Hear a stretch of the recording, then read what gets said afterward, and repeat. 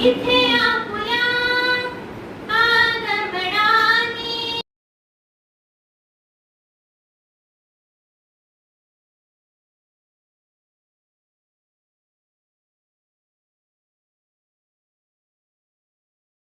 आदरणीय सौ नानोटे मॅडम यांचे स्वागत ठाकूर मॅडम करतील अशी मी त्यांना विनंती करते.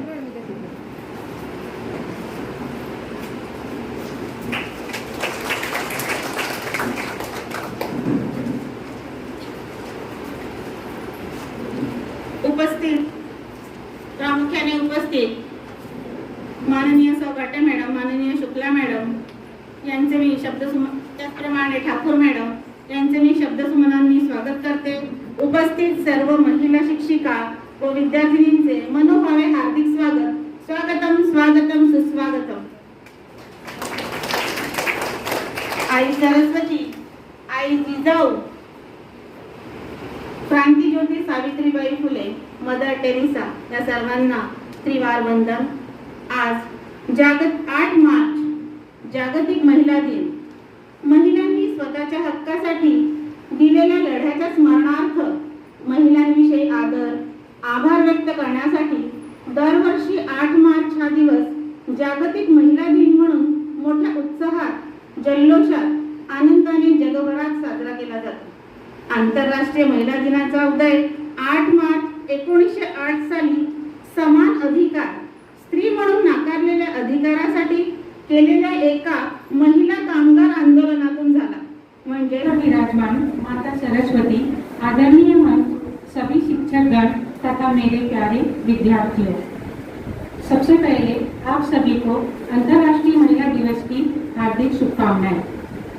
कहते हैं यत्र नार्यस्तु पूज्यन्ते रमन्ते तत्र देवता, अर्थात जहाँ नारी का सम्मान होता है वहाँ महिलाओं को सामाजिक दबाव का सामना करना पड़ता है. उन्हें पुरुष वर्ग के आगे झुकना ही पड़ता है. बहुत से इलाकों में आज भी घरों में लड़की को लड़के के बराबर शिक्षा नहीं दी जाती.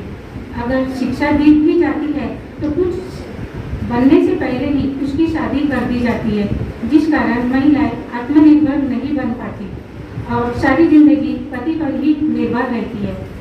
कुछ महिलाएं तो शिक्षा और जागरूकता की कमी के कारण ससुराल पक्ष के शोषण का शिकार भी बनकर रह जाती है. इसलिए देश तो रानी लक्ष्मीबाई, इंदिरा गांधी, लता मंगेशकर और मदर टेरेसा जैसी नारियों का देश है. हमारे देश में तो प्रतिभा पाटिल जैसी महिला ने राष्ट्रपति जैसे सर्वोच्च पद की गरिमा बढ़ाई है. इंदिरा गांधी ने अपने संकल्प के बल पर भारत व विश्व की राजनीति में अपनी अमिट छाप छोड़ी है. इतिहास उठाकर देखे तो हम देखते हैं कि माता जीजाबाई ने शिवाजी महाराज में श्रेष्ठ संस्कारों का बीजारोपण किया है. वही सावित्री बनकर यमराज से अपने पति का जीवन तक वापिस लाया है. फिर भी आज देश की महिलाएं अलग अलग तरीकों से अत्याचारों का शिकार हो रही है, क्योंकि आज महिलाएं पूरी तरह से सशक्त नहीं है. सिर्फ कुछ लोगों को बदलने से काम नहीं चलेगा. धीरे धीरे ही सही पर पूरे समाज की सोच हमें बदलनी होगी. आज हमारी सरकार बहुत सी योजनाएं चला रही है महिलाओं को सशक्त बनाने के लिए. आज के दिन को मनाने का उद्देश्य भी महिला सशक्तिकरण को बढ़ावा देना है. हमें केवल आज के दिन ही नहीं बल्कि हर दिन यह प्रण लेना चाहिए कि महिलाओं को पूरा सम्मान देने, उसकी तरक्की पर किसी भी तरह की रोकटोक नहीं लगाएंगे. उसको सशक्त बनाने में जितना हो सके उतना सहयोग करेंगे. जिस दिन देश की आधी आबादी महिलाएं सशक्त बन गई, उस दिन हमारे भारत देश को सशक्त बनाने में दुनिया की कोई भी ताकत रोक नहीं सकती. हम है शक्ति, हम है शक्ति, हम है शक्ति, हम है बुद्धि, हम है शक्ति, हम है बुद्धि. प्रेरणा प्रयास हम हर अंधेरे पथ के ज्योति, उज्ज्वल प्रकाश हम है शक्ति, हम है शक्ति, हम है शक्ति, हम है बुद्धि, प्रेरणा प्रयास हम, हर अंधेरे पथ के ज्योति, पुंजो प्रकाश हम है शक्ति, हम है शक्ति। हमको आने दो दुनिया में, हमसे ही सृष्टि सारी, सोचो कैसी हो ये धरती, जो ना हो जग में नारी। हम है शीतल, हम है कोमल, पर ना समझो हम है रबल, वक्त पड़े तो चट्टानों को भी कर देते हम घायल। हम है दुर्गा, हम है काली, हम है दुर्गा, हम है काली, साहस और विश्वास हम ही लक्ष्मी सरस्वती, हम प्रेम और सास हम है शक्ति, हम है शक्ति, हम है शक्ति, हम है बुद्धि, प्रेरणा प्रयास हम, हर अंधेरे पथ के ज्योति, पुंजो प्रकाश हम है शक्ति, हम है शक्ति। आज प्रगति की दिशा में हमने कदम रख दिए, चल पड़े अपने सफर पे, इतने मंजिल तय किए। आज हम है जिस जगह वो था नहीं इतना सरल, एक मुक्ति युद्ध भी लड़ते आए हैं हम प्रतिपल। हम है शांति, हम है क्रांति। प्रथमतः या जागतिक महिला दिनानिमित्त आपणा सर्वांना मनपूर्वक शुभेच्छा। या ठिकाणी जास्त वेळ घेण्याने फक्त एवढं सांगू इच्छिते की मानवामध्ये वावरत असताना आपण बघतो की खूप साऱ्या घटना घडत असतात आणि या खूप साऱ्या घटनांमध्ये सर्वात महत्त्वाचं असते माझी सुरक्षा ही माझी स्वतःची जबाबदारी आहे। कारण आपण बघतो की जी स्वयंशिस्त आणि सुरक्षा जे कुटुंबाचं वैशिष्ट्य असते, कुटुंबामधून सांगितलं जाते की स्त्रियांनी उशिरा रात्री बाहेर पडू नये, एकटं जाऊ नये। हे स्त्री पुरुष समानता किंवा स्त्रीला कमी लेखणं नाही, तर एक तिच्या स्त्रीत्वाची जी जबाबदारी असते, तिचं जे स्त्रीत्व असते ते राखण्यासाठी केलेले नियम आहेत आणि त्यामुळे त्या नियमांना मान देणे, त्या नियमांचा मान ठेवणे आपली जबाबदारी आहे। त्यामुळे माझ्या सुरक्षेला मी कुठेतरी जबाबदार आहे याची जाणीव आपण ठेवली पाहिजे। आणि माझे स्वप्न, मला काय साध्य करायचे आहे हे स्वप्न पाहत असताना आपण त्या स्वप्नांची पूर्तता करण्यासाठी कुठेही आपण प्रलोभनांना बळी पडू नये। कारण आजकाल आपण बघतो की आपली स्वप्न पूर्ण करायची असेल तर आपण तीन प्रकारे ते पूर्ण करण्याचा प्रयत्न करतो आणि त्या ठिकाणी स्वतःच्या स्त्रीत्वाचा, स्वतःच्या मान सन्मानाचाही प्रसंगी बळी दिला जातो हे आपण बघत असतो। त्यामुळे जी माझी स्वप्न आहेत ती माझी स्वप्न साकार करताना कुठेही माझ्या स्त्रीत्वाचा बळी जाणार नाही, कुठेही माझ्या मान सन्मानाला हानी पोहोचणार नाही याची जाणीव आपण ठेवली पाहिजे।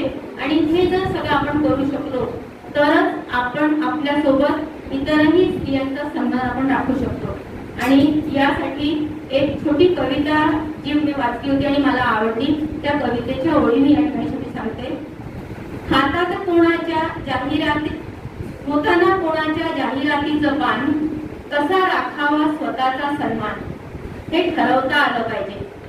स्वार्थी मुखवट्यांच्या जमावात सहज विसरताना भान कोणत्या दिशेने चालायचं हे ठरवता आलं पाहिजे। वाऱ्यासारखं वाहताना वारा होता आलं पाहिजे, परंतु तो वारा सुगंधित की विषारी व्हायचं ते स्वतःला ठरवता आलं पाहिजे। गगन भरारीचं बळ पंखात आणताना ते गरुडाचं आपल्याला ठेवायचं हे ठरवता आलं पाहिजे। संभ्रमांच्या वाटेवर सैरभैर होताना कुठे थांबायचं हे सुद्धा ठरवता आलं पाहिजे। खळाळणाऱ्या प्रवाहात वाहताना ते त्या खळखळत वाहता आलं पाहिजे आणि कचरा सारा दूर सारून शुद्ध होता आलं पाहिजे। या पद्धतीने आपल्याला कुठे जायचं आहे आणि कुठे थांबायचं आहे हे आपल्यालाच आपलं ठरवायचं आहे आणि आपल्याच हाती आपल्या स्वतःचा सन्मान हा आहे। त्यामुळे स्त्रीचा सन्मान हा आपणही ठेवायचा आणि इतरांनाही ठेवायला लावण्याचा हा आपला निर्धार असला पाहिजे। पुनश्च एकदा प्रतिमेच्या स्वरूपात या ठिकाणी विराजमान असणाऱ्या सर्व महान स्त्रियांना सुद्धा माझं विनम्र अभिवादन. जागतिक महिला दिनाच्या निमित्ताने आज आपण या ठिकाणी कोविड-19च्या पार्श्वभूमीवर हा कार्यक्रम घेतला आहे. कार्यक्रमाचं स्वरूप हे मुद्दाम थोडं छोटं केलं आहे, छोटेखानी स्वरूप आहे.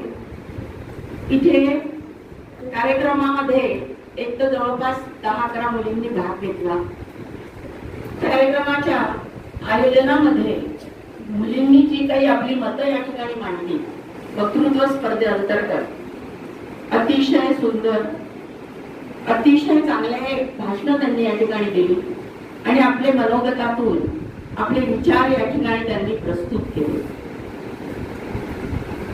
आज आपण बघतो की नारी शक्ती हा असा गौरव केला जातो, महिला दिन साजरा केला जातो.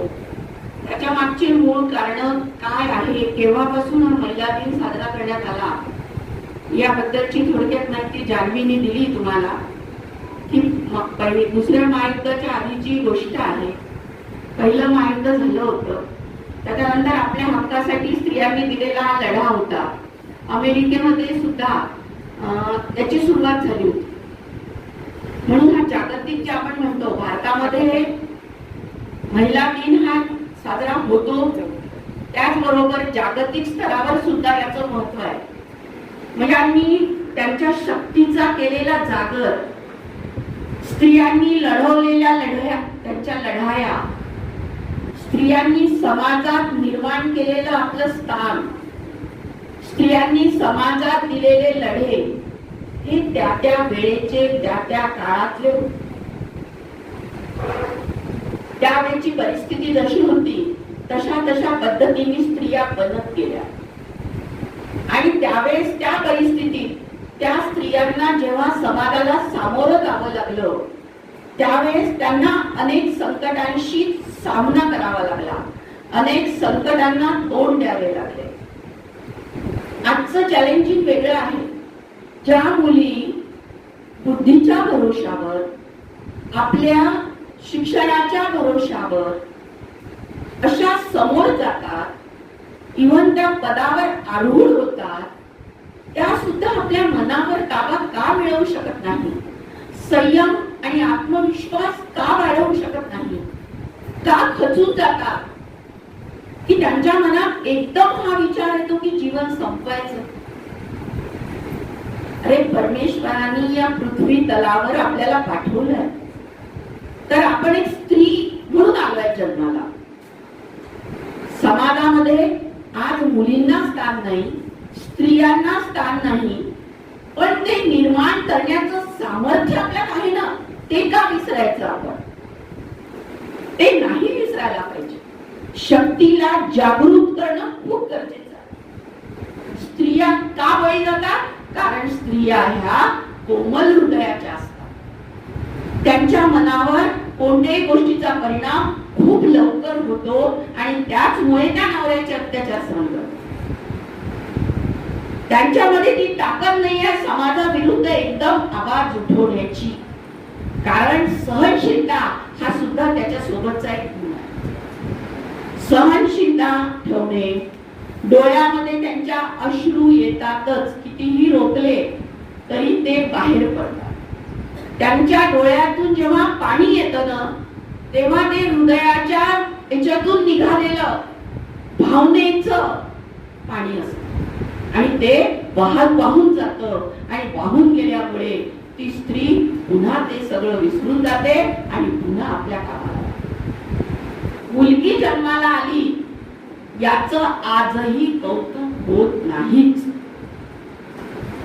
आजही वंशाचा दिवा ते मुलालाच मानतात, मुलालाच श्रेष्ठत्व देतात, मुलालाच महान मानतात. आणि म्हणून कधी कधी आपण अनेक सिरियल मध्ये पाहतो, अनेक पिक्चर मध्ये पाहतो की प्रत्येक ठिकाणी असं असतं की आई भावाला रागवत नाही, बहिणीलाच रागवते. मग त्या मुलीसमोर हा प्रश्न असतो नेहमी की तू त्याला काहीच म्हणत नाही, त्याला जे द्यायचं ते देऊन देते आणि मला मात्र प्रत्येक वेळेस माघार घ्यायला लावते. आणि कोणताही हट्ट केला तरी त्याचा हट्ट पूर्ण करते. असे प्रश्न अनेक मुली विचारतात, अनेक घरात विचारतात. आणि आजच्या नवीन पिढीचे प्रश्न, काही काही समस्या या परिस्थितीनुसारही असतात, त्याही समजून घेणं गरजेचं. कधी कधी मुलं संध्याकाळी उशिरापर्यंत फिरले, आई वडील इतकी काळजी करत नाही. पण मुलीला जर संध्याकाळी वेळ झाला तर आईला हा प्रश्न विचारावाच लागतो की तू का बरं लवकर घरी आली नाही, कुठे गेली होती. हा प्रश्न जर आईने विचारला नाही तर तिची जबाबदारी पासून ते दूर जाते. शिक्षण म्हणजे नुसते डिग्र्या घेणं नाही. शिक्षण म्हणजे दरवर्षी पास होऊन एका वर्गातून दुसऱ्या वर्गात जाणं नाही. शिक्षण म्हणजे बुद्धीचा विकास, बुद्धीची चालना आहे. जोपर्यंत त्या शिक्षणाचा उपयोग जीवनामध्ये तुम्ही करत नाही तोपर्यंत तुमच्या शिक्षण घेण्याला अर्थ नाही. डोळ वाढवायचाय स्वतःच वाढवा, लढा द्यायचाय स्वतः द्या. त्यासाठी आपला आत्मसन्मान, आपली बुद्धी, आपला निर्णय आणि आपली खंबीरता अत्यंत महत्वाची आहे. याचा उपयोग करायचा आहे शिक्षणात. तुम्ही उद्या जाऊन पुढच्या पिढीच्या सर्व माता भगिनी होणार आहे. तुमच्यावरही कुटुंबाच्या जबाबदाऱ्या येणार आहे. तुम्हालाही आई व्हायचं आहे, आपल्या मुलाला घडवायचं आहे. तुम्हाला कोणी किती सांगितलं तरी तुम्ही काहीच करू शकत नाही. जोपर्यंत स्वत्वाची जाणीव निर्माण होत नाही, स्वत्व म्हणतात त्याला, म्हणजे स्वतःमध्ये आपले विचार, आपले तत्व हे सगळे निर्माण झालेच पाहिजे. माझे हे तत्व आहे, या तत्वाशी मी कधीच तडजोड करणार नाही. मला काहीही करावं लागलं तरी चालेल, पण मी माझ्या तत्वाशी तडजोड करणार नाही. माझ्या जीवनाचे माझे आदर्श. तुम्हाला माहिती आहे की सावित्रीबाई फुलेंना जेव्हा खूप त्रास झाला होता ना, 21 त्या खचल्या होत्या. ज्योतिबा खचले होते मुख्य म्हणजे. त्यांनी म्हटलं की जाऊ दे आता, हा समाज काही आपल्याला साथ देत नाही. पण पुन्हा उभ्या झाल्या. पुन्हा ज्योतिबांना उभं केलं की मीच तुमच्या चळवळीत तुम्हाला साथ करेल. नंतर त्यांच्या मृत्यूनंतर ती चळवळ त्यांनी राबवली. जिजाबाईंनी काय केलं, शिवाजीला घडवत असताना प्रत्येक वेळेस आधार दिला. कोणताही किल्ला नाही मिळाला तरी चालेल, पण लढा द्यायचा. ज्या दिवशी स्वसामर्थ्याची जाणीव होईल तोपर्यंत आपण समोर जाऊ शकत नाही. म्हणून पहिले स्वत्वाची ओळख. नुसतं ध्येयासक्त होऊन चालत नाही. ध्येय ठेवणं, स्वप्न उराशी बाळगणं, ह्या खूप इझी वाक्य आहेत हे सगळे. पण ते पूर्ण करायला लागणारे जे कष्ट आहे ते मोठे कठीण आहे. ते मार्ग कठीण आहे, कारण त्या मार्गावर अनेक अडथळे येतात. कोणताच मार्ग हा सरळ नसतो जीवनामध्ये, कोणताच नाही. तुम्हाला काय वाटतं की शिक्षण झाल्यानंतर नोकरी करायची किंवा एखाद्या मुलीला परिस्थितीची जाणीव आहे म्हणून तिला नोकरी करावं लागणं असं नाहीये. तिला कधी परिस्थिती करावी लागतेच, पण बाकीचंही जीवन इतकं सोपं नाही आहे. लग्न झाल्यानंतर नवऱ्याच्या घरी मला खूप चांगलं सासर मिळालं आणि मी खूप श्रीमंताच्या घरी पडली म्हणजे मी आता सुखी झाली, ही कल्पना बिलकुल बरोबर नाहीये. कारण जेव्हा प्रत्यक्ष जीवन चालू होतं ना, त्यावेळेस तुम्हाला कळतं की प्रत्येकाला कसे प्रसंगाला तोंड द्यावं लागतं. संयम, सहनशक्ती कोणी ठेवायची? स्त्रिया. त्यांनी बोलायचं नाही, त्यांनी उलट उत्तर द्यायचं नाही. त्यांच्याकडून समाजाला उलट उत्तराची अपेक्षा नाही. मुलींनी तर बिलकुल बोलायचं नाही. कोणत्याही घरामध्ये मुलींचा गौरव केला जातो असं मी फार कमी बघते. असतात काही लोक जे करतात, करायलाही पाहिजे. ते तर मान म्हटले पाहिजे की ज्यांनी आपल्या मुलीला एक खूप चांगलं जीवन दिलेलं आहे, ज्या नवऱ्याने आपल्या पत्नीला सन्मान दिला आहे, अशा लोकांचा तर मला निश्चित आदर आहे. आणि मी त्यांना म्हणेलही, त्यांना सलाम करायला पाहिजे की जे स्त्रियांना सलाम करतात, जे स्त्रियांच्या कष्टाला सलाम करतात. म्हणून यांनी जे म्हटलं ना की ज्या घरात स्त्रीचा सन्मान होतो त्या घरात लक्ष्मीचा वास होतो. कधी कधी काय होतं की आपल्याला काही गोष्टी बोलायच्या असतात पण आपण बोलू शकत नाही. कोणाजवळ बोलायचं? जास्तीत जास्त एखादी मैत्रीण, तिच्याशी तुम्ही शेअर करू शकता. आणि आजच्या या परिस्थितीमध्ये याची खूप गरज आहे. जोपर्यंत तुम्ही कोणाशी बोलणार नाही, जोपर्यंत तुमच्या भावना व्यक्त होणार नाही, तोपर्यंत तुम्हाला निर्णय घेता येणार की कोणता मार्ग आपण निवडला पाहिजे, कोणत्या मार्गाने आपण केलं पाहिजे आणि कोणत्या गोष्टीमध्ये आपलं जीवन बनू शकतं, घडू शकतं. फक्त डॉक्टर इंजिनियर होणं म्हणजे जीवन नाहीये. अनेक मार्ग खुले आहेत. कितीतरी कुकिंग सेवा, आजकाल तर खूप काही निघालाय. म्हणजे आजकाल सगळे लोक सगळं विकतच घेतात. आत्मनिर्भर भारत, पंतप्रधानांची घोषणा आहे आपल्या की प्रत्येक जण हा आत्मनिर्भर झाला पाहिजे आणि स्त्रीला तर आत्मनिर्भर झालंच पाहिजे. कारण आपण जोपर्यंत आत्मनिर्भर होणार नाही, माझं काय म्हणणं आहे, नोकरीची गरज नाही, नका करू नोकऱ्या. नोकऱ्या केल्याच पाहिजे असंही नाहीये, पण आपण आपल्या आनंदासाठी काहीतरी केलं पाहिजे.